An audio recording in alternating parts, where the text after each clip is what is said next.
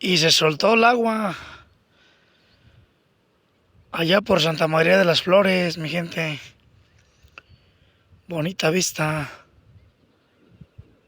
que tenemos por allá, mire. El Cerro de la Muñeca. Por ahí tenemos la barranca de Ixtapan.